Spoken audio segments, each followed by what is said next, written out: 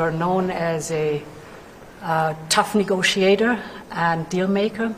But fair. In front and fair.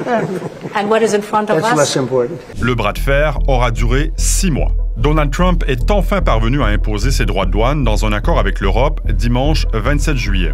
Alors, est-ce qu'on est face à un moindre mal ou une catastrophe? On vous explique. 15%, voilà ce qu'a obtenu Trump. À partir du 1er août, ce sera à cette hauteur que les produits européens arrivant en sol américain seront taxés. Inversement, des États-Unis vers l'Europe, ce sera toujours 0%. L'Europe s'est aussi engagée à acheter 640 milliards d'euros d'hydrocarbures américains sur 3 ans, à investir plus de 500 milliards aux États-Unis et à acheter davantage d'armes américaines. It's the biggest deal ever made. Thank you very much. Congratulations. Plusieurs points restent flous. Ursula von der Leyen a promis des exemptions, notamment dans l'aéronautique et pour certains produits agricoles, mais Trump n'a pas confirmé. Le président américain a aussi laissé sous-entendre que l'acier et l'aluminium pourraient garder des droits de 50%, mais on n'en sait pas plus. Vu le contexte des derniers mois, le premier réflexe, c'est de voir tout ça comme un moindre mal. C'est la position d'Ursula von der Leyen et de certains de nos voisins. It's a big deal, it's a huge deal. It will bring stability, it will bring predictability. That's very important for our businesses on both sides of the Atlantic. En fait, ces derniers mois, les droits de douane étaient bien plus élevés sur plusieurs produits. 27,5% par exemple sur les automobiles. Et ça faisait très mal à l'Allemagne, qui fait plutôt partie de ceux qui soufflent aujourd'hui. Wir haben als Bundesregierung uns nicht nur aktiv eingebracht, sondern für unsere Kernsektoren geworben.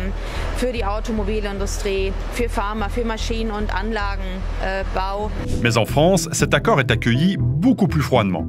François Bayrou parle de jours sombres et de soumission, et Clément Beaune, haut commissaire au plan, a même fait cette comparaison.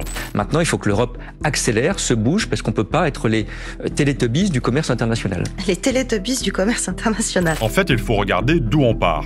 Avant la réélection de Donald Trump, les droits de douane étaient d'environ 5%. Ils ont donc en réalité triplé. Aujourd'hui, ça reste donc un coup dur pour des fleurons français qui comptent sur le marché américain, comme le vin, le fromage ou le luxe. D'autres affirment aussi que l'accord n'est pas très bon pour la planète.